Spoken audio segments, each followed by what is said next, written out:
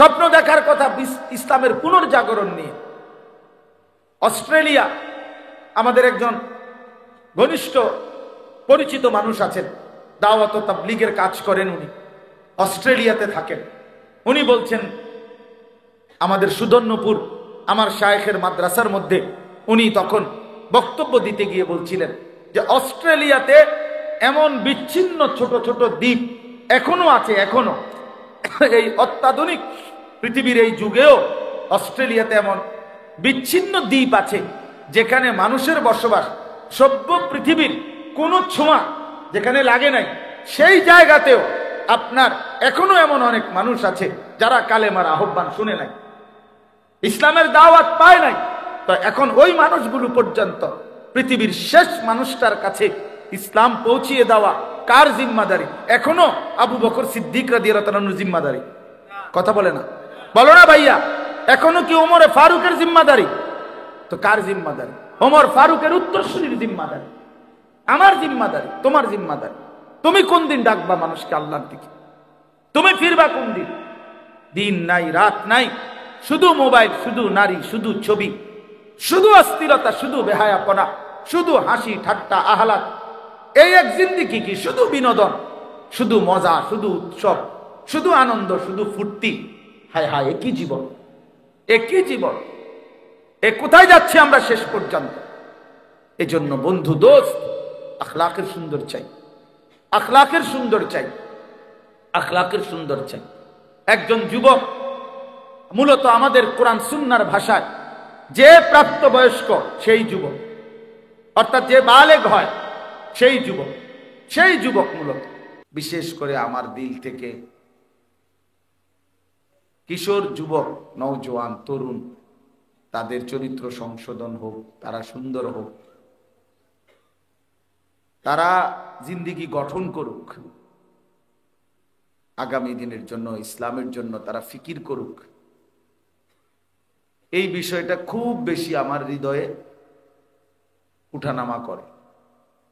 ফলে বলতে বলতে এখন একটা পর্যায়ে এসে এমন দাঁড়াইছে যে সারাক্ষণই নওজোয়ানদের জন্যই বলতে মন চায়। তো হাদিসের মধ্যে আছে, আল্লাহর নবী সাল্লাল্লাহু আলাইহি ওয়াসাল্লাম বলছেন, কুল্লুন মুয়াসসারুন লিমা খুলিকা লাহু। নবী সাল্লাল্লাহু আলাইহি ওয়াসাল্লাম বলেন, প্রত্যেককেই আল্লাহ তাআলা যে কাজের জন্য সৃষ্টি করেছেন সেটা আল্লাহই তার জন্য সহজ করে দেন। এজন্য অনেক ভারী কাজ অনেকে খুব সহজেই করতে পারে, আল্লাহ তাআলা তার জন্য এটা সহজ করে দিয়েছে। আরেকজনে এটা মোটেই পারবে না। এক একজনের জন্য আল্লাহ তাআলা এক একটা কাজ সহজ করে দিয়েছে। আমি মনে করি আল্লাহ তাআলার পক্ষ থেকেই এটা আমার দিলে, যে কিশোর, নওজোয়ান, তরুণ, যুবক তারা আল্লাহর দিকে ফিরবে, আত্মসংশোধন, নিজেকে গঠন, নিজের চরিত্র সংশোধন, নিজের ঈমান আমলের জিন্দেগি সুন্দর করা, এইটাই আমার একটা বড় ফিকির। তো এমনিতে সব সারা দেশে যেখানেই মাহফিলে যেটুকু যাওয়ার সুযোগ হয়, সব মাহফিলেই আমি এটা বেশি বলি। এখন বলতে বলতে দেখলাম যে সব মাহফিলেই নওজোয়ান শ্রোতা আমার বয়ানের সময় বেশি। আমার উপলব্ধি হয়েছে এটা। তাই আমি ভাবলাম যে এই যে আল্লাহ তাআলার পক্ষ থেকে দিন রাত আমি বলার চেষ্টা করি, এইটারে একটা ধারাবাহিক রূপ দেওয়া দরকার। অর্থাৎ কোন অঞ্চলে গেলাম, বললাম, তাৎক্ষণিক একটা যুবক উৎসাহিত হয়েছে আল্লাহর দিকে ফিরবার জন্য, কিন্তু এরপরে তো সে আর আমার সাথে দেখাও হয় না, কথাও হয় না, কোনো যোগাযোগও নাই, কোনো সিস্টেম নাই। তাইলে তার খোঁজ খবর নেওয়া কিভাবে, কেমন আছে, কতটুকু আগাইলো আল্লাহর পথে, আখেরাতের পথে, নিজের আখলাকের সৌন্দর্যের ক্ষেত্রে আগাইলো কেমন, এই খোঁজ খবর নেওয়া, মনিটরিং করা, তদারকি করা, এটা তো উচিত। এই চিন্তাকে সামনে নিয়ে সব মিলায়া আমরা আমার শায়েখ আল্লামা মুফতি মুশতাকুন নবী কাসেমী হুজুরের সাথেই আমি এই মশওয়ারাটা করছি যে হুজুর আমি চাই যে আলাদাভাবে শুধু এই কিশোর তরুণ যুবক তাদের জন্যই শুধু পৃথক ইসলাহি মজলিস করব, শুধু তাদের জন্য,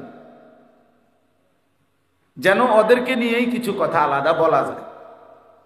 হুজুর খুব উৎসাহ দিয়েছেন এবং এমন কিছু কথা বলছেন যেটা আপনাদের সামনে বলার মতো না, কিন্তু বাকি আমারে যা বলার বলছেন।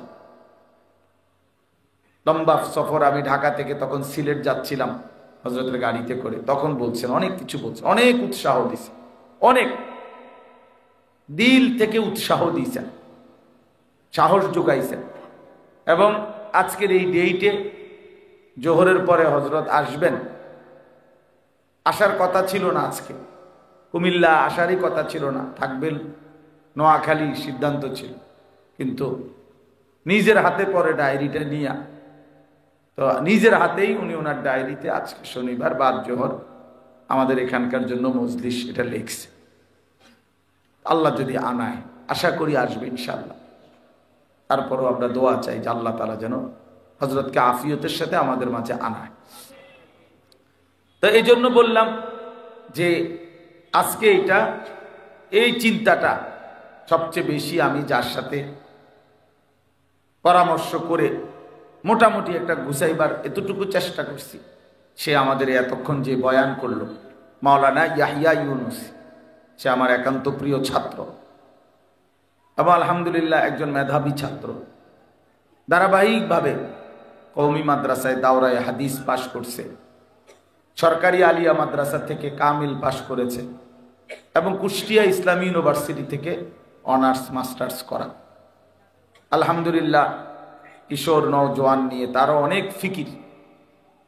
এরপরে আমাদের সাথে সম্পৃক্ত আরো কিছু নওজোয়ান আলেম, কমপক্ষে 10-12 জন এখানে আছে, যাদেরও আমার একসাথে ফিকির যে এটা, যে আমরা এই কাজটাকে আরেকটু সুন্দর, আরেকটু শৃঙ্খলায় এবং ধারাবাহিকভাবে আমরা করতে চাই। অর্থাৎ আমাদের মাদ্রাসাতেও 3 মাস পরে হোক, 4 মাস পরে হোক, যেভাবে সুযোগ মিলে মাশওয়ারা করে ইসলাহি মজলিস শুধু কিশোর নওজোয়ানদের জন্য করব। একটা বিষয় হলো, কিছু কথা আছে, কিছু বিষয় আছে, বড় মাহফিলের চারিদিকে মাইক লাগায়, বাড়ি ঘরে মা বোন থাকে, বয়স্ক মুরব্বী শ্রোতা থাকে, তো নওজোয়ানকে অনেক কথা ওদের সামনেও বলা যায় না, তো যার কারণে কিছুটা বিব্রত বোধ করি। তো এই জন্য ভাবলাম যে শুধু নওজোয়ানের দুঃখ নওজোয়ানের কাছেই বলি, আলাদা। তো এই কারণে আলাদা আয়োজন, আলাদা ইন্তেজাম, আলাদা এই ফিকির। তো আমার দিলের তামান্না আল্লাহ তাআলাই করবেন, আল্লাহ চাইলেই হবে, আল্লাহ না চাইলে কিছুই হবে না। তো আল্লাহ তাআলা যদি করে, ইনশাআল্লাহ সারা বাংলাদেশে জেলা ভিত্তিক, উপজেলা ভিত্তিক, আমরা বিভিন্ন অঞ্চলেও ইনশাআল্লাহ কিশোর যুব ইসলাহি মজলিস করব ইনশাআল্লাহ। আল্লাহ তাআলা যেন তৌফিক দান করে। অর্থাৎ সবচেয়ে বড় বিষয় হলো, কোরআনুল কারীমের মধ্যে আল্লাহ তাআলা ইরশাদ করেছেন, ওয়ালাউলা ফাদলুল্লাহি আলাইকুম ওয়া রাহমাতুহু মা যাকা মিনকুম মিন আহাদিন আবাদা। প্রিয় ভাই, আমার অনুরোধ, মোবাইল নিয়ে ধরে রাখো না, মোবাইল হাতে হাতে ধরে রাখো না। নওজোয়ান ভাই, মোবাইল ধরে রাখো না, এমনি শোনো। তো মোবাইলে রেকর্ড করার দরকার নেই, মোবাইলে এরা রেকর্ড করতেছে, পরে দরকার হলে এদের থেকে শুনে দেখে নি, কিন্তু এমনি শোনো। যারা অনেক কষ্ট করে, আমি নিজেও সকালবেলা, আমার এটা ঘুমের টাইম, স্বাভাবিকভাবে আমি সকালবেলা ঘুমাই, কিন্তু আমার এই ঘুমের টাইম আমি না ঘুমাই আসছি। এই জন্য সবাই কষ্ট করে আমরা আসছি, যে যেখান থেকেই আসছি সময় নিয়ে কষ্ট করে ফিকির করে আসছি, অল্প হোক। আজকের এই প্রথম আয়োজনে ইনশাআল্লাহ আমি মনে করি এই নওজোয়ান ভাই তোমরা যারা আসছো, আগামী দিনে আল্লাহ যদি কবুল করে, এটা যদি আরো বড় পরিসরে হয়, আরো সুন্দর হবে, আরো বড় হবে, আল্লাহ চাইলেই হবে ইনশাআল্লাহ। তখন এই শুরুর মানুষগুলো, প্রথম যারা অংশগ্রহণ করলাম আজকে, পরবর্তীতে যতজন এই কার্যক্রমের সাথে অংশগ্রহণ করবে ইনশাআল্লাহ প্রত্যেকের নেকির সমপরিমাণ সওয়াব এই উদ্বোধনকারীরা পাবে। মান দাআ ইলা হুদান কানা লাহু মিনাল আজরি মিসলু উজুরি মান তাবিআহু। তো সরাসরি হাদিস, আল্লাহর নবী সাল্লাল্লাহু আলাইহি ওয়াসাল্লাম বলেন, যে কাউকে কল্যাণের দিকে ডাকলো, হেদায়েতের দিকে ডাকলো, অতঃপর যতজন তার সেই আহ্বানকে অনুসরণ করলো, প্রত্যেকের সমপরিমাণ নেকি এই আহ্বানকারীকে আল্লাহ তাআলা দান করবে। তাহলে আজকে আমরা প্রথম আমরা ইনশাআল্লাহ ধরে নিলাম যে সারা বাংলাদেশের কিশোর নওজোয়ানকে আমরা আহ্বান করলাম, তাইলে ইনশাআল্লাহ এরপরে যারা আসবে তো তাদের সমপরিমাণ নেকি আমরাও পেতে থাকবো ইনশাআল্লাহ। তো আমি বলতেছিলাম বিষয়টা এজন্য আলাদা বুঝা, নিজেরা বুঝার চেষ্টা করলে ইনশাআল্লাহ ধারাবাহিকভাবে আমরা এটা লিখছি। মাওলানা ইয়াহইয়া আলোচনা করেছে মদ, জুয়া, চরিত্র ও জীবন বিধ্বংসী মহাপাপ। এটা আমার নিজের হাতে দেওয়া শিরোনাম। ইনশাআল্লাহ কিছুক্ষণ পরে 12টা থেকে আল্লামা মুফতি আমজাদ হুসাইন সাহেব, বাংলাদেশের একজন প্রখ্যাত আলেম, গবেষক, বিচক্ষণ, বিদগ্ধ একজন আলেমে দ্বীন, আমাদের কুমিল্লা মুরাদনগরের, তিনি ইনশাআল্লাহ বয়ান করবেন জৈবিক চাহিদা নিয়ন্ত্রণে রোজা কার্যকর মাধ্যম। রাসূলুল্লাহ সাল্লাল্লাহু আলাইহি ওয়াসাল্লাম বলছেন, যুবককে আলাদা বলছেন যে রোজা রাখতে, চরিত্র হেফাজতের জন্য, চরিত্র হেফাজতের জন্য। এবং নবীজি বলছেন ফা ইন্নাস সাওমা লাহু বিজাউন, নিশ্চয়ই রোজার মধ্যে রয়েছে তোমার যৌন চাহিদা নিয়ন্ত্রণের প্রতিষেধক। এটা অনেক বড় একটা প্রতিষেধক। এই বিষয়টার উপরে রোজার বিষয়টা, যুবকের জৈবিক চাহিদা নিয়ন্ত্রণে কার্যকর একটি ভূমিকা, এটা নিয়ে ইনশাআল্লাহ উনি আলোচনা করবেন। হযরত মাওলানা মুফতি ইউসুফ বিন ইকবাল, বাংলাদেশের এখন বর্তমান সময়ের নওজোয়ান আলোচকদের মধ্যে একজন অন্যতম আলোচক, অনেক সুন্দর বয়ান করে সে মাওলানা, আলহামদুলিল্লাহ উনিও আসতেছেন, উনিও আলোচনা করবেন জিনা, ব্যভিচার ও হারাম সম্পর্কের ক্ষতিকর প্রভাব এই বিষয়ে। আমাদের কুমিল্লা ক্যান্টনমেন্টের দাওয়াত ও তাবলীগের আমাদের সাথী, আমাদের উলামায়ে কেরামের সাথে সম্পৃক্ত একজন দ্বীন দরদি ডাক্তার, শিশু বিশেষজ্ঞ ডাক্তার, ডাক্তার মিজানুর রহমান, উনি ইনশাআল্লাহ কিছুক্ষণ বয়ান করবেন জীবন গঠনে দাওয়াত ও তাবলীগের ভূমিকা। আমার শায়েখ আরিফ বিল্লাহ হাকিমুন নফস আল্লামা মুফতি মুশতাকুর নবী কাসিমি জোহরবাদ হুজুর ইনশাআল্লাহ বিরতির পরে বয়ান করবেন, ইসলাহি বয়ান, হজরতের মর্জি মতোই ইনশাআল্লাহ বয়ান করবেন। তো আপনাদের কাছে নওজোয়ান ভাই, বিশেষ করে তোমাদের কাছে আমাদের বিশেষ কথা হলো এটা, আল্লাহ তাআলা কুরআনুল কারীমের মধ্যে বলছেন ওয়ালাউলা ফাদলুল্লাহি আলাইকুম ওয়া রাহমাতুহু মা যাকা মিনকুম মিন আহাদিন আবাদা।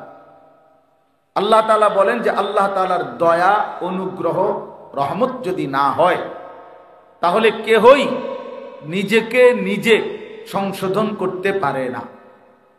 এই কথাটা হলো মূল কথা আমার। মা যাকা মিনকুম মিন আহাদিন আবাদা, আবাদান অর্থ হলো কখনোই না।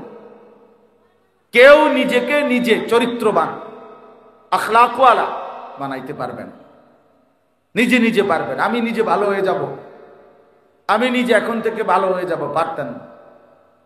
বরং আল্লাহ তাআলার দয়া, আল্লাহ তাআলার রহম, আল্লাহ তাআলার অনুগ্রহ যে বান্দার উপরে হয় সেই উত্তম আখলাকওয়ালা, সেই উত্তম চরিত্রবান হয়, সেই গুনাহ থেকে বাঁচবার হিম্মত পায়।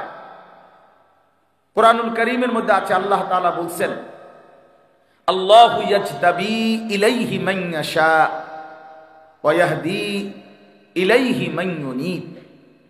আল্লাহু ইয়াজতাবি ইলাইহি মান ইয়াশা অর্থ হলো আল্লাহ যাকে চান তাকে আল্লাহ জজ্ব করেন। জজ্ব এই শব্দটা অর্থ হলো আল্লাহ তাআলা নিজেই তাকে আকর্ষণ করে টেনে নিজের দিকে ফিরিয়ে নিয়ে আসে। আল্লাহ টেনে নিয়ে আসে। আল্লাহু ইয়াজতাবি।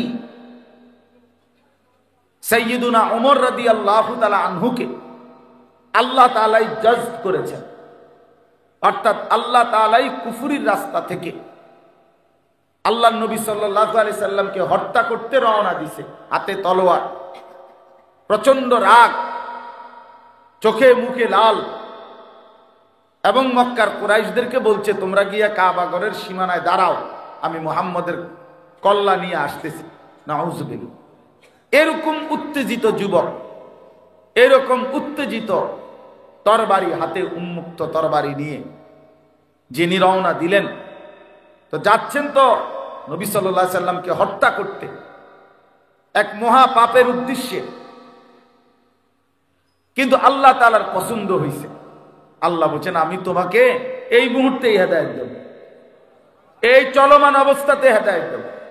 তো আল্লাহ তাআলা জজ্ব করে আল্লাহ যেন টেনে হযরত ওমর রাদিয়াল্লাহু তাআলা আনহুকে তৎক্ষণাৎ এই পথে, এই অবস্থাতে আল্লাহ তাআলা তাকে কালেমার দৌলত দিয়ে নবী সাল্লাল্লাহু আলাইহি ওয়াসাল্লামের কাছে যখন এনেছেন, লম্বা ঘটনা, মানে আমি শুধু বুঝাইতে চাচ্ছি যে যখন এনেছেন আল্লাহ নবী সাল্লাল্লাহু আলাইহি সাল্লাম এর সামনে সাহাবীরা যারা ছিল, কিতাবের মধ্যে আছে যে ওমর রাদিয়াল্লাহু তাআলা আনহুকে দেখেই সাহাবায়ে কেরাম দাঁড়ায় গেছে, প্রত্যেকেই তরবারি খাপের মধ্যে হাতে লাগাইছে, অর্থাৎ তারা বুঝছে ওমর এখন নবীজিকে আক্রমণ করবে, এজন্য ওনারাও দাঁড়ায় গেছে রেডি হয়ে। কিন্তু আল্লাহ নবী সাল্লাল্লাহু আলাইহি সাল্লাম বলছেন তোমরা থামো, আমি তার চেহারার মধ্যে ঈমানের নূর দেখতে পাচ্ছি, থামো, আসতে দাও তাকে। তো ওমর রাদিয়াল্লাহু তাআলা আনহু আসছেন, আল্লাহ নবী সাল্লাল্লাহু আলাইহি ওয়াসাল্লামের হাতে কালেমা পড়ছেন। ঠিক নবীজির হাতে যখন ওমর কালেমা পড়ছে, তখন মুসলমানের সংখ্যা পূর্ণ হয়েছে 40 জন, মানে এর আগ পর্যন্ত ছিল 39 জন। ওমরের মাধ্যমে 40তম সংখ্যাটা পূর্ণ হয়েছে। আল্লাহ তাআলা তখন কোরআনুল কারীমের আয়াত নাজিল করছেন জিবরাইলকে পাঠিয়ে, ইয়া আইয়ুহান নাবিয়্যু হাসবুকাল্লাহু ওয়া মানিত্তাবাআকা মিনাল মুমিনিন। বন্ধু আমার, নবী আমার, এখন থেকে নিয়ে আপনার জন্য আমি আল্লাহই যথেষ্ট, এবং এই পর্যন্ত যে কয়জন মুমিন হয়েছে এরাই আপনার সহযোগিতার জন্য যথেষ্ট। তার মানে ওমর মুসলমান হইছে, এইবার আপনি আপনার কালেমা, আপনার দাওয়াত প্রকাশ্যে উন্মুক্ত বলতে থাকেন। হযরত ওমর রাদিয়াল্লাহু তাআলা আনহু তখন এই বাকি 39 জন সাহাবী সহ আল্লাহ নবী সাল্লাল্লাহু আলাইহি ওয়াসাল্লামকে নিয়ে খানায়ে কাবার সামনে আইসা বলছে, ইয়া রাসূলুল্লাহ আপনি সেজদা করেন, আর ওনাদেরকে বলছে আপনারা সেজদা করেন আল্লাহর জন্য। আর ওমর রাদিয়াল্লাহু তাআলা একা তরবারি তুলে, মক্কার কুরাইশরা তো আগেই দাঁড়ায় আছে, তো তাদেরকে বলছে যদি কেউ তার মায়ের বুক খালি করতে চাও তাও একটা কোপ দিয়ে ফালাই দেব। আর কেউ হিম্মত করে না। হযরত জিবরাইল আলাইহিস সালাম আসছে, আয়েশা তখন বলছে ইয়া রাসূলুল্লাহ লাকাদ ইস্তাবশারা আহলুস সামাই বিইসলামি ওমর। ইয়া রাসূলুল্লাহ গোটা আসমানের সব ফেরেশতারা, 7 আসমানের কোটি কোটি ফেরেশতা এই মুহূর্তে আপনার ওমরের কালেমা শুনে, ইসলাম দেখে গোটা আসমানে ওনারা খুশিতে তাকবীর ধ্বনি দিয়েছে। গোটা আসমানবাসী ফেরেশতারা খুশিতে আনন্দে উদ্বেলিত হয়ে গেছে। তাইলে আল্লাহ তাআলা যাকে চায় আল্লাহু ইয়াজতাবি ইলাইহি মান ইয়াশা। এজন্য প্রিয় বন্ধু, আল্লাহ তাআলা চাইলে মানুষ বদলে, আল্লাহ তাআলা আমূল বদলায় দেয়, আমূল পরিবর্তন করে দেয়, জিন্দেগি গড়ে দেয়, সাজিয়ে দেয়, পরিবর্তন করে দেয়। আবার আল্লাহ তাআলার আরেকটা নিয়ম ওই পরের অংশ আয়াতের, ওয়াহদি ইলাইহি মান ইউনিব। আল্লাহ তাআলা বলেন, এক তো হইল কাউকে কাউকে আল্লাহ ইচ্ছে করে একেবারে গুনাহ নাফরমানির অবস্থা থেকেই ইউটার্ন করে আল্লাহ তাকে ঈমানওয়ালা আমলওয়ালা বানায় দেয়। এটা আল্লাহর একটা বহুত বড় মেহেরবানি। আর আরেকটা হলো আল্লাহ তাআলা বলেন মাইয়ুনিব, যে আমি আল্লাহর দিকে ঝুঁকে আসে, আমি আল্লাহ সে আসে যেদ্দুর, তার চাইতে বেশি এগিয়ে আমি তাকে হেদায়েত দিয়ে দেব। এই হলো দ্বিতীয় তরফ। অর্থাৎ বান্দা যদি কিছুটা আগায়, আমি ভালো হতে চাই, আমি চরিত্রবান হতে চাই, আমি জীবনটা নষ্ট করতে চাই না, আমি আখিরাতকে পেতে চাই, আল্লাহ আমি আপনাকে চাই, এই একটু মানসিকতা তার ভিতরে আসছে। এখন সে সিদ্ধান্ত নিছে আল্লাহর রাস্তায় একটু আগাবে, ভালো হওয়ার একটু ফিকির করবে। তো আল্লাহ তাআলা বলেন এমন দিল থেকে বান্দার মধ্যে যদি আমি দেখি যে আসলেই সে আমি আল্লাহর দিকে ঝুঁকছে, বাস্তবিক অর্থে সে আমার দিকে আসতে চাচ্ছে, আল্লাহর কসম আল্লাহ বলে আমি তাকে তার চাইতে এগিয়ে হেদায়েত দিয়ে থাকি। তাহলে দুই তর্জ। এক হলো কাউকে আল্লাহ তাআলা চাইলে একদম পুরা ইউটার্ন করে মন্দ রাস্তা থেকে কল্যাণের পথে নিয়ে আসেন। আর কাউকে আল্লাহ তাআলা, বান্দা যদি একটু ঝুঁকে আগায়, তো আল্লাহ তাআলা তার চাইতে বেশি এগিয়ে তাকে হেদায়েত দিয়ে থাকে। হাদিসে কুদসিতে আছে আল্লাহ তাআলা বলেন ইয়াবনা আদম কুম ইলাইয়া আমশি ইলাইকা, হে বনি আদম তুমি আমার জন্য দাঁড়াও, আমি তোমার জন্য হাঁটবো। তুমি দাঁড়াইলে আমি আল্লাহ হাঁটবো। ওয়ামশি ইলাইয়া উহারবিলু ইলাইকা, আল্লাহ তাআলা বলেন যে হে আমার বান্দা তুমি আমার জন্য হাঁটো, আমি আল্লাহ তোমার জন্য দৌড়ব। মানে তুমি যে দূর আমি তার চাইতে বেশি, আমি তার চাইতে বেশি। তুমি 1 বিঘত আসবা, আমি 1 হাত আসবো। তুমি 1 হাত আসবা, আমি 2 হাত আসবো। তুমি হাঁটতে হাঁটতে আসবা, আমি আল্লাহ তাআলা তাইতুকা হারবালাতান, আমি আল্লাহ তাআলা তোমার দিকে রহমত নিয়ে মাগফিরাত নিয়ে দৌড়তে দৌড়তে আসবো। এই জন্য প্রিয় ভাই, আল্লাহ তাআলা চাইলে মানুষ পরিবর্তন হয়।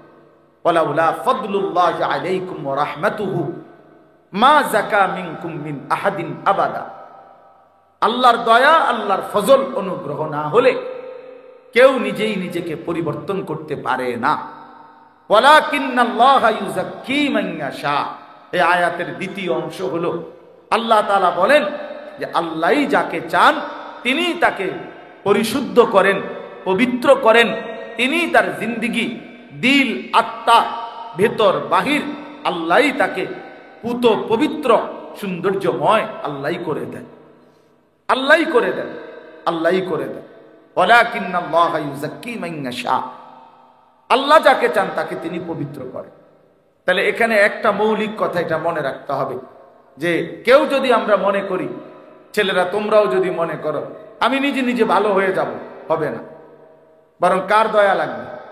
আল্লাহ তাআলার দয়া লাগবে, আল্লাহ তাআলার রহম লাগবে, আল্লাহ তাআলার মেহেরবানি লাগবে। আর আল্লাহ নিজেই বলছেন আমি যাকে চাই তাকে আমি পবিত্র করে থাকি, তাকে আমি চরিত্রবান বানিয়ে থাকি, তাকে আমি উত্তম আখলাকওয়ালা বানিয়ে থাকি। আমি আল্লাহই তার দিল সুন্দর করে দেই। এখন আমি যেই প্রথম আয়াতটা পড়ছি খুতবার মধ্যে, সূরা আলে ইমরানের 164 নম্বর আয়াত, আল্লাহ তাআলা বলছেন এই যে আল্লাহ ফয়সালা নিছে, কথাটা খেয়াল করেন, আল্লাহ তাআলা যে ফয়সালা নিছে যে আমি পবিত্র করে থাকি, এখন সেই পবিত্র করাটা আল্লাহই করবেন। তো সেইটার জন্য আল্লাহ তাআলা কার্যকর যেই ব্যবস্থাটা রেখেছেন সেইটা হলো আল্লাহ তাআলা বলেন আমি আমার এই ঈমানদার বান্দাদের জন্য আমার সর্বশ্রেষ্ঠ রাসূল, আমার আখেরি বন্ধু, আমার প্রিয় নবী সাল্লাল্লাহু আলাইহি ওয়াসাল্লাম তাকে পাঠিয়েছি। লাকাদ মান্নাল্লাহু আলাল মুমিনিন, আল্লাহ তাআলা বলেন মুমিনদের উপরে আল্লাহ তাআলা সবচেয়ে বড় দয়া করেছেন। কি দয়া? এক ঈমানদারের উপরে, এক মুসলমানের উপরে। এই যে আমরা এখানে মুসলমান, আমরা ঈমানদার ভাই, আমাদের উপরে আল্লাহর সবচেয়ে বড় দয়া কি? জীবনের সবচেয়ে বড় পাওয়া আমাদের কি? আল্লাহ তাআলা বলেন মুমিনের জন্য জীবনে আমি আল্লাহর সবচেয়ে বড় দয়া হলো আমার আখিরি রাসূল, আমার কলিজার টুকরা, আমার সবচেয়ে প্রিয় বন্ধু, আমার হাবিব, আমার দোস্ত নবী মুহাম্মদ সাল্লাল্লাহু আলাইহি ওয়াসাল্লাম, তাদেরকেই আমি আমার এই ঈমানদার বান্দাদের জন্য দিয়ে দিলাম। এটাই হলো আমি আল্লাহর সবচেয়ে বড় দয়া। এটা দয়া, আল্লাহর সবচেয়ে বড় দান যে আমরা নবীকে পেলাম, আমরা প্রিয় নবী সাল্লাল্লাহু আলাইহি ওয়াসাল্লামকে পেলাম, শ্রেষ্ঠতম রাসূলকে পেলাম, এমন একজন নবীকে পেলাম যার সবকিছু সুন্দর, যার সবকিছু শ্রেষ্ঠ, তার সব সুন্দর, সব সুন্দর। তিনি হাসলেও সুন্দর, তিনি কাঁদলেও সুন্দর, তিনি কথা বললেও সুন্দর, তিনি চুপ থাকলেও সুন্দর, তিনি হাঁটলেও সুন্দর, তিনি স্থির দাঁড়িয়ে থাকলেও সুন্দর, তিনি সুন্দর, সবচেয়ে সুন্দর। ওয়া আহসানু মিনকা লাম তারা কাত্তু আইনি ওয়া আজমালু মিনকা লাম তালিদিন নিসাউ। নবী সাল্লাল্লাহু আলাইহি সাল্লামের সাহাবী হযরত হাসান ইবনে সাবিত বলছে যে আয় নবী, আপনার চাইতে সুন্দর আমি এই দুই নয়নে আর কাউকে দেখিনি। আপনার চাইতে সুন্দর কাউকে কোনো মা জন্মই দেয় নাই, প্রসবই করে নাই, এমন সুন্দর। তাহলে তিনি সবচেয়ে সুন্দর, আবার তিনি সর্বশ্রেষ্ঠ, সব গুণে তিনি শ্রেষ্ঠ। জীবনের যত কিছু কল্পনা করা যায় মানুষের জীবনে, সমস্ত গুণে তিনি শ্রেষ্ঠ। বন্ধুর কাছেও শ্রেষ্ঠ, দুশ্মনের কাছেও শ্রেষ্ঠ। অর্থাৎ এই 1450 বছর ধরে আল্লাহ নবী সাল্লাল্লাহু আলাইহি ওয়াসাল্লামকে অসংখ্য অগণিত কোটি কোটি মুমিন নবীজির জীবন পরীক্ষা করছে, বিশ্লেষণ করছে, তাদের কাছেও নবীজি সর্বশ্রেষ্ঠ। আবার এই 1450 বছর ধরে কত কাফের, বেঈমান, মুশরিক, নাস্তিক, মুরতাদ, কত বিধর্মী, গবেষক, পণ্ডিত, দার্শনিক, বুদ্ধিজীবী কাফের তারা, কিন্তু তারা আমাদের নবী সাল্লাল্লাহু আলাইহি সাল্লামকে নিয়ে গবেষণা করেছে, তাদের কাছেও তিনি সর্বশ্রেষ্ঠ। এজন্য তিনি বন্ধুর কাছেও শ্রেষ্ঠ, দুশ্মনের কাছেও শ্রেষ্ঠ, আপনজনের কাছেও শ্রেষ্ঠ, পরের জনের কাছেও শ্রেষ্ঠ। তিনি সবার কাছেই তিনি সর্বশ্রেষ্ঠ। আল্লাহ তাআলা বলেন এই সর্বশ্রেষ্ঠ রাসূল আমি তোমাদেরকে দিলাম, এটাই হলো আমার সবচেয়ে বড় দয়া, সবচেয়ে বড় ইহসান। এখন কেন দিলাম? আল্লাহ তাআলা বলেন তিনটা উদ্দেশ্যে দিলাম। এক, ইয়াতলু আলাইহিম আয়াতিহি, আমার কালাম, আমার কোরআন তেলাওয়াত করবে, শোনাবে, শিখাবে। কোরআন তেলাওয়াত করবে, কোরআন শিখাবে, কোরআনের তেলাওয়াত উচ্চারণ করাবে, বিশুদ্ধ তেলাওয়াত করাবে। এইটা আমার রাসূলের মূল মাকসাদ। 2 নাম্বার, ওয়ায়ুযাক্কিহিম, এইটা বলার জন্য আমি বলছি। নবী সাল্লাল্লাহু আলাইহি সাল্লামের দ্বিতীয় দায়িত্ব, আল্লাহ তাআলা বলেন 23 বছরে আমি আমার রাসূলকে দিয়ে কি করলাম, কেন পাঠাইলাম? দ্বিতীয় জিম্মাদারি হলো ওয়ায়ুযাক্কিহিম, তিনি আমার বান্দাদের অন্তর পবিত্র করবেন, তাজকিয়া করবেন, ইসলাহ করবেন, সংশোধন করবেন।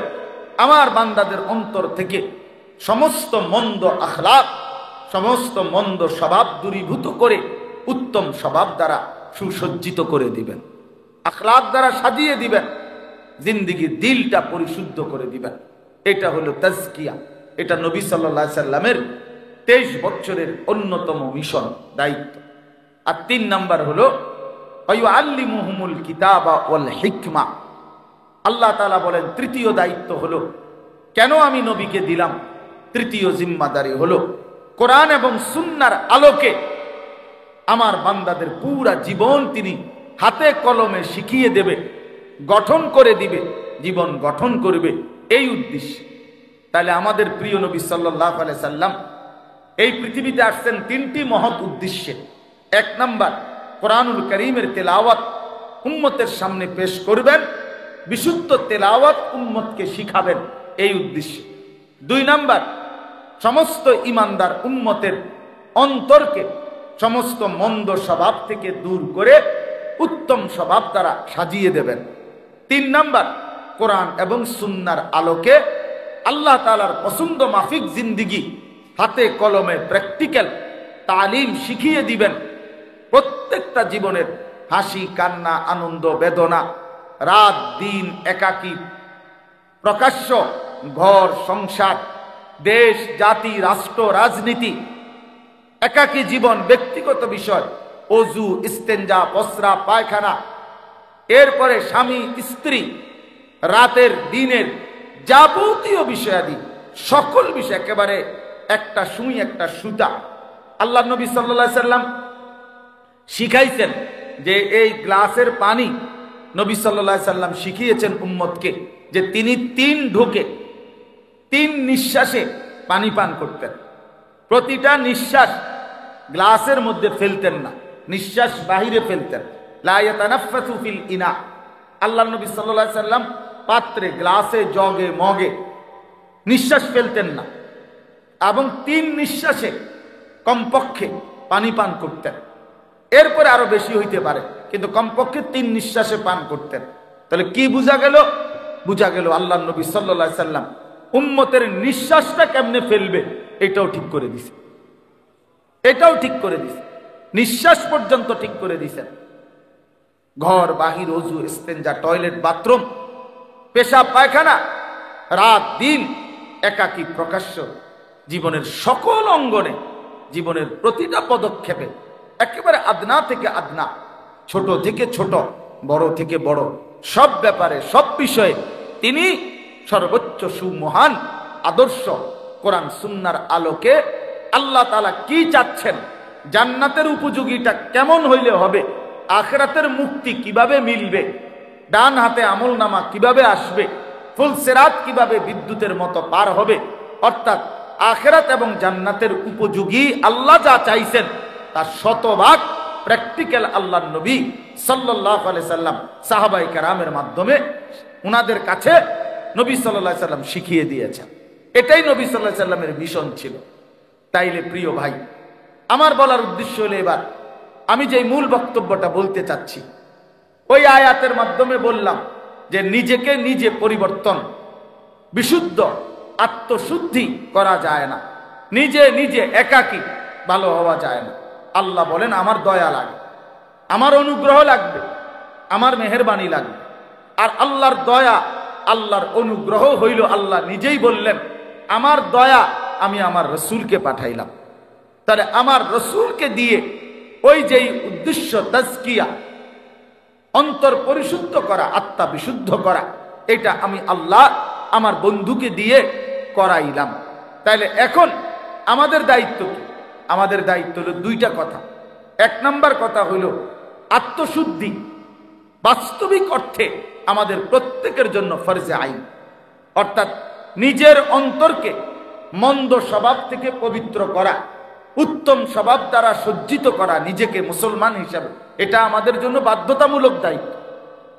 এটা খামখেয়ালি বিষয় না, খামখেয়ালি বিষয় না।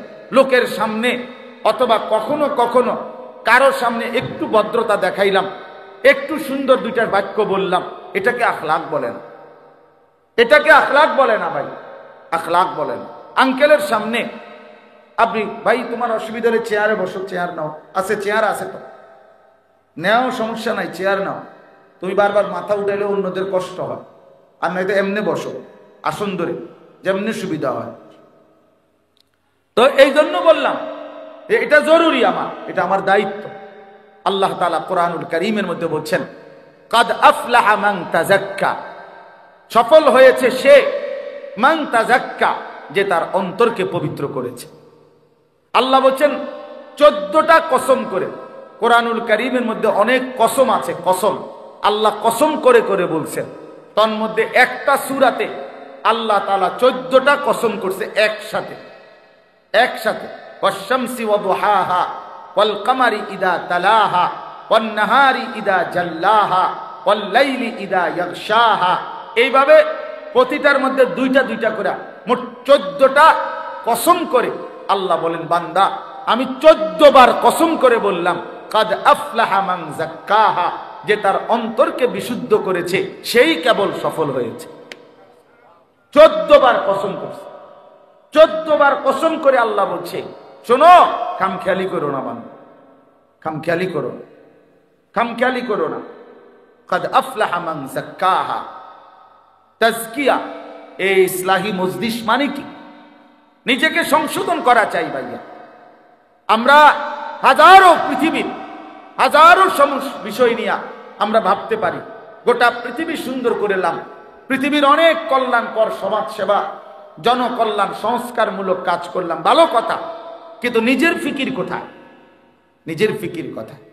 তুমি তো সেই সকাল থেকে রাত 12টা পর্যন্ত তুমি নওজোয়ান অসংখ্য গরিব দুঃখী মানুষকে মনে করো আজকের দিনে ত্রাণ দিলা, সহযোগিতা করলা, কিন্তু যদি জোহরের নামাজ না পড়ে থাকো এটা কি করলা? যদি আসরের নামাজ না পড়ে থাকো এটা কি করলা? এটা কি করলা? এটা ছেড়ে দিলা কেন? এটা ছেড়ে দিলা? তুমি তো মানব সেবা করো, তাইলে তুমি আরেক নারীর সাথে, আরেক মেয়ের সাথে হারাম প্রেম করো কেন? এটা কি তোমার? তো নিজেরে বরবাদ করে, নিজের চরিত্র নষ্ট করে, নিজের আখিরাত নষ্ট করে অন্যের কল্যাণের ফায়দা কি? নিজে পেশাবের উপরে দাঁড়াইয়া আরেকজনের দুধ খাওয়াইলে লাভ কি? আরেকজনের দুধ খাওয়াইলে লাভ কি? আরেকজনকে মধু খাওয়াইলে লাভ কি? আগে তো এটা ফিকির করা চাই। কোরআনুল কারীমের মধ্যে আল্লাহ তাআলা সিরিয়াল বলে দিছে সংশোধনের 5টা স্তর। 1, কু আনফুসাকুম, নিজের সংশোধন। 2, ওয়া আহলিকুম, পরিবারের সংশোধন। 3, ওয়া আনদির আশিরাতাকাল আকরাবিন, নিকট আত্মীয় স্বজনের সংশোধন।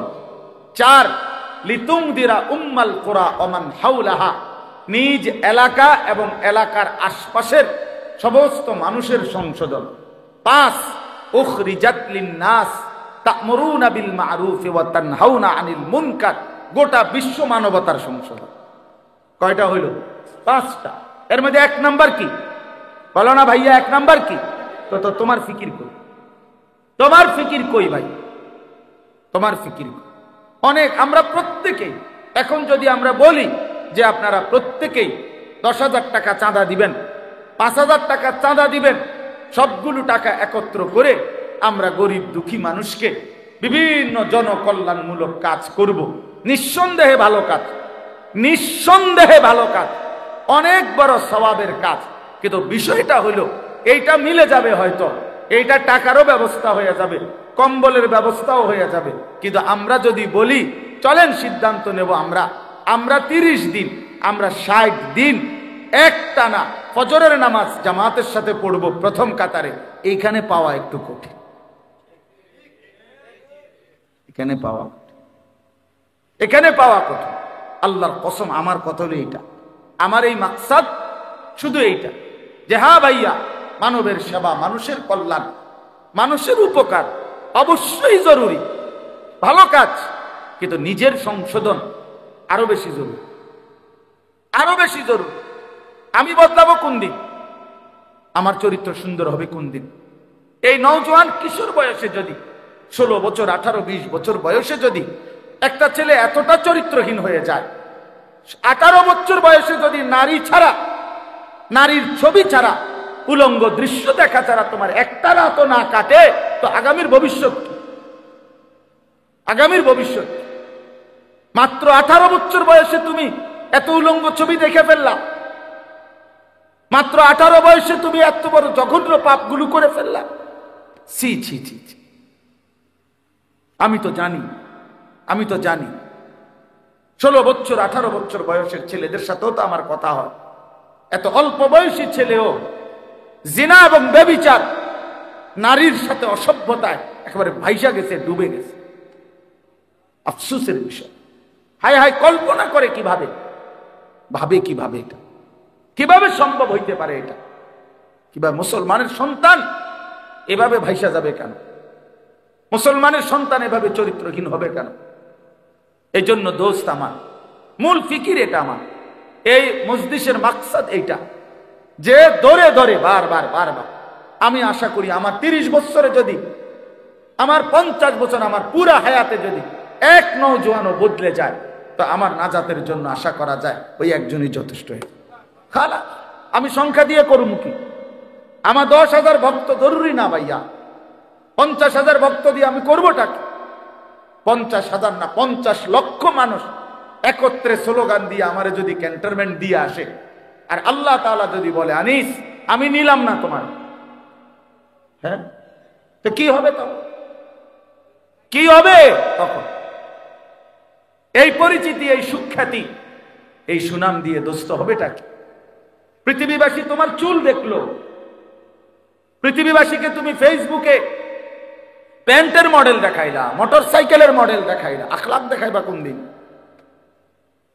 আখলাক দেখাও, আখলাক দেখাও, আখলাক দেখাও। মুসলমান আখলাক দেখাবে। এই পৃথিবীতে অসংখ্য, এই পৃথিবীর অসংখ্য অঞ্চলে মুসলমানের আখলাক দেখে লাখো মানুষ কালেমা পড়ে মুসলমান হয়েছে। হ্যাঁ, আজকে যেইটা ভারতের একটা প্রদেশ আছে কেরালা, যেটারে মালাবার বলতো আগে, এখন কেরালা প্রদেশ বলে, ইন্ডিয়ার একটা এলাকা। এইখানে মুসলিম ব্যবসায়ী উনাদের উত্তম আচরণের দ্বারা, উনাদের উত্তম আখলাকের দ্বারা ওই অঞ্চলের হিন্দুরা দলে দলে কালেমা পড়ে মুসলমান হয়েছে, এবং সেই মাধ্যমে এখন এখানে বৃহৎ জনগোষ্ঠী ওইখানে মুসলিম। আখলাক। সাইপ্রাস, সাইপ্রাস এশিয়া এবং আফ্রিকা নাকি না ইউরোপের সংযোগ একটা দেশ, একটা দ্বীপ ছোট সাইপ্রাস। এই সাইপ্রাসের মধ্যে সর্বপ্রথম মুসলিম ব্যবসায়ী কাফেলার আখলাক দেখে সর্বপ্রথম মানুষ ওই অঞ্চলে মুসলমান হয়েছে। শ্রীলঙ্কায় যে ছোট্ট দেশ, এই শ্রীলঙ্কায় যে কয়জন মুসলমান হয়েছে তো মুসলিম ব্যবসায়ী কাফেলার আখলাক দেখে। সিন্ধু প্রদেশ, আমাদের এই ভারতীয় উপমহাদেশে সর্বপ্রথম যিনি কালেমার পতাকা উড়াইছেন, সিন্ধু প্রদেশে রাজা দাহিরের আমলে রাজা দাহিরকে পরাজিত করে মোহাম্মদ ইবনে কাসেম রাহমাতুল্লাহ আলাই মাত্র 18-20 বছর বয়সে আরব থেকে আইসা যিনি এই সিন্ধু বিজয় করে ইসলামের পতাকা উড়াইছেন, তো ওনার আসার প্রেক্ষাপট এবং ইসলাম বিজয়ের পুরা প্রেক্ষাপট মুসলিম একটি ব্যবসায়ী কাফেলার কারণ। আমার বন্ধু, আমার ভাই, আমার বলার উদ্দেশ্য এই কথাটা, মুসলমানের আখলাক দেখে, মুসলমানের আখলাক দেখে, নওজওয়ানের আখলাক দেখে মানুষ আল্লাহর দিকে ফিরবে। হাদিসের মধ্যে আছে, আল্লাহর নবী সাল্লাল্লাহু আলাইহি ওয়াসাল্লাম বলছেন, সাহাবায়ে কেরামের জন্য নবীজি দোয়া করতেন, আল্লাহুম্মা হদি বিহিম, আল্লাহুম্মা হদি বিহিম। এটা সাহাবীদের জন্য নবীজির দোয়া ছিল। মানে কি? মানে হলো আল্লাহর কাছে নবীজি বলতেন, আল্লাহ আমার সাহাবীদেরকে আপনি এমন বানায় দেন যেন কোরআন থেকে যেমন মানুষ হেদায়েত পায়, আমি রাসূলের সুন্নাহ থেকে যখন মানুষ যেমন হেদায়েত পায়, তো আমার সাহাবীদেরকে দেখেই যেন মানুষ হেদায়েত পেয়েছে। আল্লাহুম্মা হদি বিহিম মানে এদের দ্বারা হেদায়েত দেন, সাহাবাদের দ্বারা হেদায়েত দেন, ওদেরকে দেখেই যেন হেদায়েত পায়, ওদের আখলাক দেখেই যেন হেদায়েত পায়। जो ना थे खुद राह पर औरू के हादी बन गए, क्या नजर थी जिसने मर्दू को मसीहा कर दिया। আল্লামা ইকবাল বলছে নবীজিকে স্মরণ করে, হে নবী সাল্লাল্লাহু আলাইহি ওয়াসাল্লাম, হায় আপনি কি গঠন করলেন আপনার এই পবিত্র সাহাবাদেরকে। একদিন এরা পথহারা ছিল, একদিন এরা গুমরাহ ছিল। পৃথিবীর সমস্ত মন্দ কর্ম জাহিলি যুগে মক্কাবাসী করত, চুরি ডাকাতি জিনা ব্যভিচার। ভাইয়া ওদিকে তাকায়ও না, ভাই এদিকে তাকাও। মদ জুয়া নারী 24 ঘন্টা এই আরব, এই মক্কাবাসী গুনাহে লিপ্ত ছিল। আমরা বইতে পড়ছি, ইতিহাসের বইতে 3W আরবের স্বভাব ছিল। 3W, এক হলো ওয়ার মানে যুদ্ধ। 24 ঘন্টা জিন্দিগি তারা মারামারি করতো, ফিরাফিরি। এই জিন্দিগি ঘুম থেকে ওইটা মায়ের শোয়া পর্যন্ত মারামারি। 30 বছর 40 বছর 70 বছর একটা বিষয় নিয়ে এরকম যুদ্ধ করছে। উটের পানি খাওয়ানো নিয়া, ঘাস কাটা নিয়া, মানে সামান্য সুদানাতা নিয়া, এইভাবে যুদ্ধ করে গেছে। এই যুদ্ধ ছিল তাদের প্রতিদিনকার স্বভাব। 2 নাম্বার হলো ওমেন, নারী। নারী নিয়ে জীবন কাটাইত।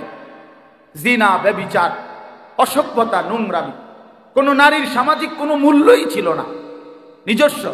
আমি নিজে, আমার কাছে কিতাব আছে, বাংলায় অনুবাদ হয়েছে, মুসলিম উম্মার পতনে বিশ্বের কি ক্ষতি হলো।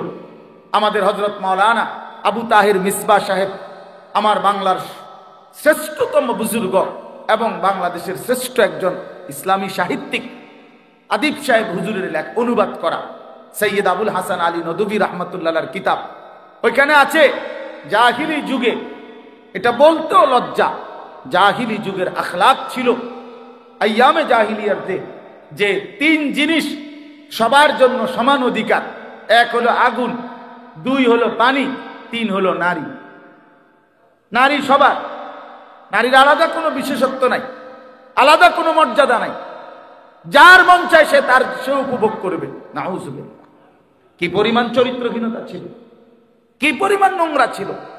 আমার কাছে বই আছে আন্দালুসের ইতিহাস, ডক্টর রাগিব সারজানির লিখিত 2 খণ্ডে বই।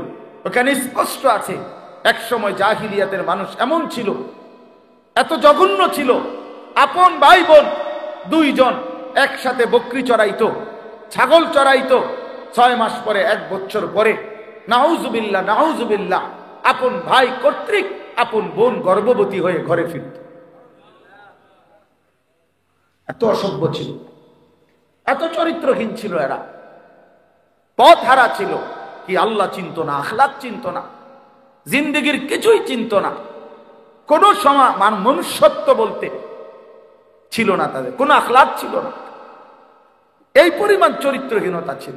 নারী মানে নারী ছিল 24 ঘন্টার উপভোগের পণ্য। এ তো জাহিলিয়াতের আখলাক। আর 3 নাম্বার হলো ওয়াইন। ওয়াইন মানে মদ। ওয়াইন মানে কি? মদ। এই ওয়ার, ওমেন, ওয়াইন, কয়টা ডব্লিউ হইল? 3W। এই 3টা ডব্লিউ, অর্থাৎ এই ছিল তাদের মদ। মদ আরবি ভাষায় মদের যত আইটেম, মদের যত নাম পৃথিবীর কোনো ভাষায় নেই। মদ বুঝানোর জন্য আরবি ভাষায় শত শত নাম, শত শত নাম, শত শত নাম। মদের যত আইটেম জাহিলিয়াতে ছিল, আরবে ছিল, এখনো ইউরোপে এগুলা নাই, এত বেশি ছিল। মদ তাদের 24 ঘন্টা জীবনের সকল ক্ষেত্রে যেই কোনো কিছু, চা বিস্কুটের মতো তারা স্বাভাবিকভাবে মদ পান করত। তারা এত নিকৃষ্ট যেই মানুষগুলো ছিল, আল্লামা ইকবাল বলেন, হে নবী, যারা পথ হারা ছিল, যাদের কোনো আখলাক ছিল না, আপনার পবিত্র ছোঁয়ায়, আপনার স্পর্শে, আপনার মোবারক মেহনতে, আপনার চোখের পানির বরকতে, আপনার রাত জাগার বরকতে 23 বছরের আপনি দুয়ারে দুয়ারে আপনি মানুষের কাছে কাছে হাঁটছেন, কথা বলছেন, ফিরাইবার চেষ্টা করছেন। ফলে আজকে কি হলো? আওরু কে হাদি বন গয়ে। আজকে সেই মানুষগুলো যারা নিজেরা ছিল পথ হারা, আজকে তারাই হয়ে গেল লক্ষ মানুষের পথ প্রদর্শক। আজ তারা পথ দেখায়, এটা নামায়, আজ তারা পথ দেখায়। জু না থে খুদ রাহ পর আওরু কে হাদি বন গয়ে, যারা নিজেরাই পথ হারা ছিল। হযরত ওমর রাদিয়াল্লাহু তাআলা আনহু বলতেন, নওজওয়ান শোনো ভাইয়া, ওমর রাদিয়াল্লাহু তাআলা আনহু বলতেন যে আমি সেই ওমর, ইসলাম পূর্ব যুগে আমি এক মহিলার বকরি চড়াইতাম, বকরি চড়াইতাম। আমি কোনোদিন, ভাইয়া মোবাইলটা হাতে যাদের, এটা নামাও, মোবাইল নিয়ে ব্যস্ত হয়েও না ভাইয়া, নিষেধ করলাম না, এমনি শোনো মিয়া। তো বলতেছিলাম, হযরত ওমর রাদিয়াল্লাহু তাআলা আনহু বলতেন যে ইসলাম পূর্ব যুগে আমি মহিলার বকরি চড়াইতাম নির্ধারিত মজুরিতে, পারিশ্রমিকে। কিন্তু উনি বলেন, আল্লাহর কসম, আমি কোনোদিন মহিলার বকরিটা সন্ধ্যাবেলায় আইসা গইনা বুঝাইয়া দিতে পারতাম না, ডেইলি হারাইয়া লাইতাম, 2টা-4টা হারাইয়া লাইতাম। আমি বুঝতাম না কয়টা নিছিলাম, এখন কয়টা ফেরত আমার মন নাই, কি কয়টা নিছো কি জানি মন নাই, ভুলে গেছি। এরকম আলাবোলা ছিলাম আমি, এরকম সহজ ছিলাম, বুঝতাম না আমি, এরকম বোকা ছিলাম।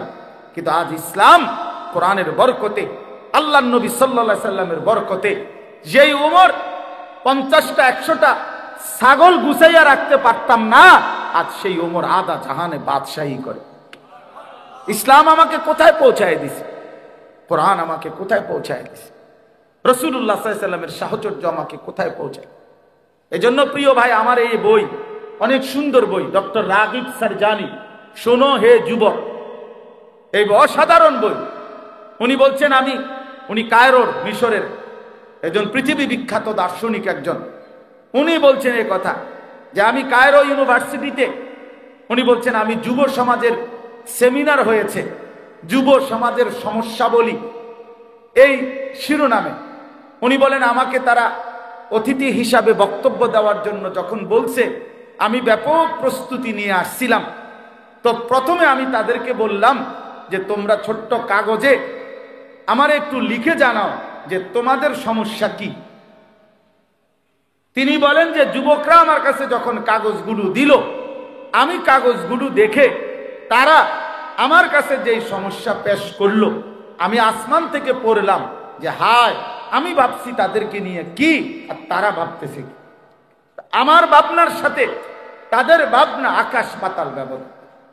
ওখানে লিখছে উনি, প্রত্যেক যুবকের সবগুলো কাগজের খোলাসা সারাংশ ছিল বেকারত্ব, লেখাপড়া শেষে বেকার হওয়ার ভয়, বিয়ের আকাঙ্ক্ষা, অথচ এই সময়ে তাদের পক্ষে সামর্থ্যহীনতার কারণে তা অসম্ভব হয়ে ওঠে। যুবক যুবতীদের অবাধ মেলামেশার প্রেক্ষিতে তাদের যৌন আকাঙ্ক্ষা নাড়া দিয়ে ওঠা, দৃষ্টি নামিয়ে রাখতে কষ্ট হওয়া, জটিল শিক্ষা ব্যবস্থা ও তা কাজে না লাগার অনুভূতি, গোপন কু অভ্যাস, হাতের অপব্যবহার, নিজের আখলাকের অপব্যবহার, লজ্জাস্থানের অপব্যবহার ইত্যাদি, দরিদ্রতা, অর্থ সংকট, টাকা পয়সার টানাটানি, এক পেশে ভালোবাসা। মানে বুঝাইছে, কেউ কেউ লিখছে আমি ওকে ভালোবাসি, ও আমার পাত্তাই দেন। আজ 3টা বছর ধরে আমি ওর পিছনে ঘুরি, আমি ছাগলের মতো বে বে করি, বে বে, ছাগল বে বে করে, মেয়ের পিছনে হে করে, অপদার্থ বলে কিভাবে। খুব তো মাদক দ্রব্যের সয়লাভ, নেশা, ধূমপান। এরপরে একজনের সমস্যা ছিল, সে মুঠোফোন মানে মোবাইল কিনতে চায়, বাবা দিচ্ছে না।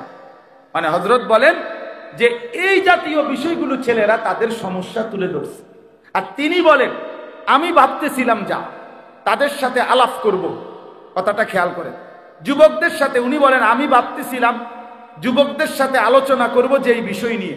তারা মুসলিম যুব সমাজ, কায়রো বিশ্ববিদ্যালয়ে।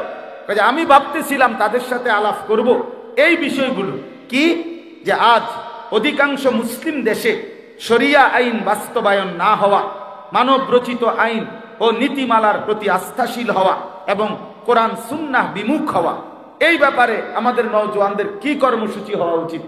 আমি ভাবছিলাম এটা বলবো।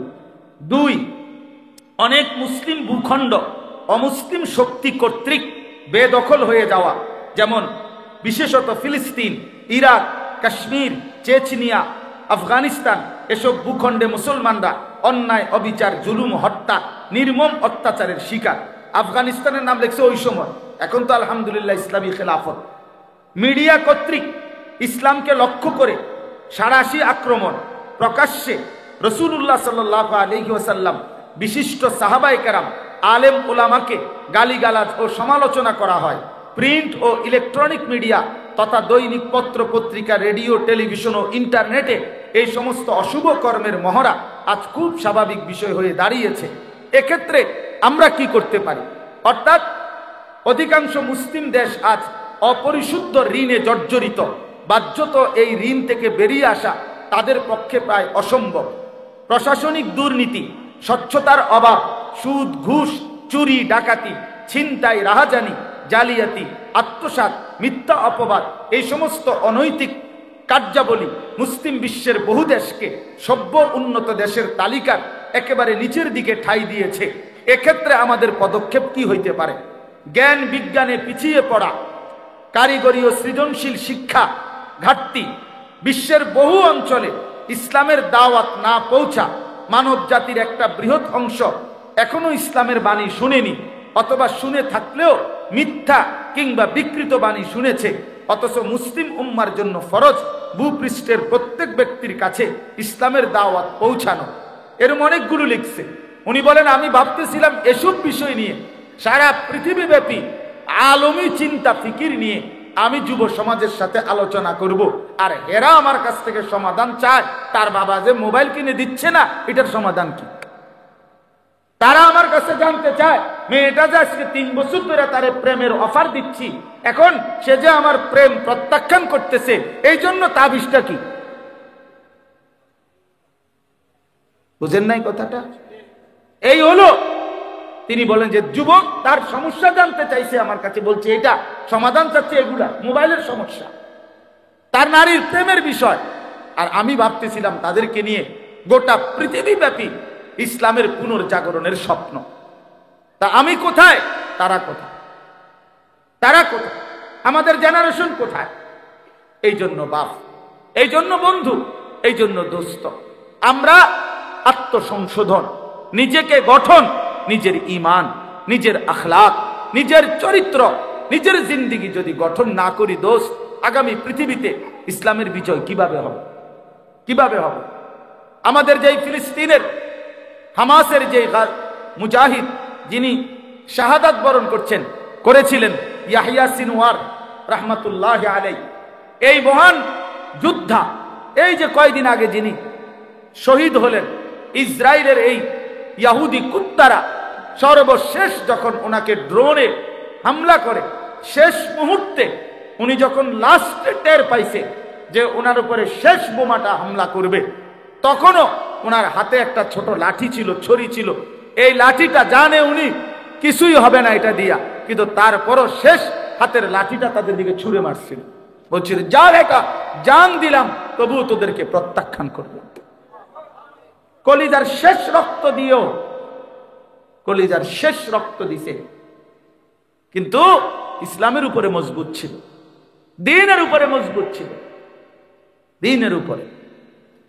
কিছুদিন আগে যখন গাজাতে এক হসপিটালের মধ্যে ইসরায়েলের বোমা হামলা হয়, তখন ওই হসপিটালের শেষ মুহূর্ত পর্যন্ত একজন ডাক্তার সাহেব, উনি হসপিটালের রোগীদের, আহতদের চিকিৎসা করতেছিল, কিন্তু ওই অবস্থায় ওনার গায়ে যখন বোম পড়ছে, এবার উনি শহীদ হয়ে গেছে। এই শহীদ হওয়ার পূর্ব মুহূর্তে হসপিটালের সাদা যেই ব্ল্যাকবোর্ড, সাদা বোর্ড, হোয়াইট বোর্ড, এই হোয়াইট বোর্ডের মধ্যে উনি শেষ লিখে গেছে, আগামী প্রজন্ম আমাদের মনে রেখো, আমরা শেষ পর্যন্ত চেষ্টা করছি। এই কথা লিখে উনি মরে গেছে, শহীদ হয়ে গেছে। ফিলিস্তিনের যিনি বক্তব্য দিছিলেন, ফিলিস্তিনের প্রতিনিধি, এই কথা বলতে গিয়ে তিনি গোটা বিশ্বের সামনে, বিশ্ব মোড়লদের সামনে চোখের পানি ফেলে কাঁদছিলেন জাতিসংঘের অধিবেশন। কিন্তু তার হিম্মতটা কি? ডাক্তার লিখে গেছে যে আমাদের মনে রেখো, মানে উনি বলছেন, আরো লম্বা লাইন আছে, উনি বলছেন আমার বিশ্বাস আমার মাটি আজাদ হবে, আমার ভূমি মুক্ত হবেই। তো তোমরা যেদিন মুক্ত করবা, যেই প্রজন্ম, তোমরা আমাদেরকে মনে রেখো যে আমরা শেষ মুহূর্ত পর্যন্ত আমরা মাতৃভূমির সংরক্ষণের জন্য চেষ্টা করেছি। তাইলে বিষয়টার বাস্তবতা কি? আজকে আমরা স্বপ্ন দেখার কথা সারা পৃথিবী নিয়ে, স্বপ্ন দেখার কথা ইসলামের পুনর্জাগরণ নিয়ে। অস্ট্রেলিয়া, আমাদের একজন ঘনিষ্ঠ পরিচিত মানুষ আছেন, দাওয়াত ও তাবলীগের কাজ করেন, উনি অস্ট্রেলিয়াতে থাকেন। উনি বলছেন আমাদের সুদর্ণপুর আমার শায়েখের মাদ্রাসার মধ্যে উনি তখন বক্তব্য দিতে গিয়ে বলছিলেন যে অস্ট্রেলিয়াতে এমন বিচ্ছিন্ন ছোট ছোট দ্বীপ এখনো আছে, এখনো এই অত্যাধুনিক পৃথিবীর এই যুগেও অস্ট্রেলিয়াতে এমন বিচ্ছিন্ন দ্বীপ আছে যেখানে মানুষের বসবাস সভ্য পৃথিবীর কোনো ছোঁয়া যেখানে লাগে নাই, সেই জায়গাতেও আপনার এখনো এমন অনেক মানুষ আছে যারা কালেমার আহ্বান শুনে নাই, ইসলামের দাওয়াত পায় নাই। তো এখন ওই মানুষগুলো পর্যন্ত, পৃথিবীর শেষ মানুষটার কাছে ইসলাম পৌঁছিয়ে দেওয়া কার জিম্মাদারি? এখনো আবু বকর সিদ্দিক রাদিয়াল্লাহু তাআলার জিম্মাদারি। কথা বলে না, বলো না ভাইয়া, এখনো কি ওমরে ফারুকের জিম্মাদারি? তো কার জিম্মাদারি? ওমর ফারুকের উত্তরসূরির জিম্মাদারি, আমার জিম্মাদারি, তোমার জিম্মাদারি। তুমি কোন দিন ডাকবা মানুষকে আল্লাহর দিকে? তুমি ফিরবা কোন দিন?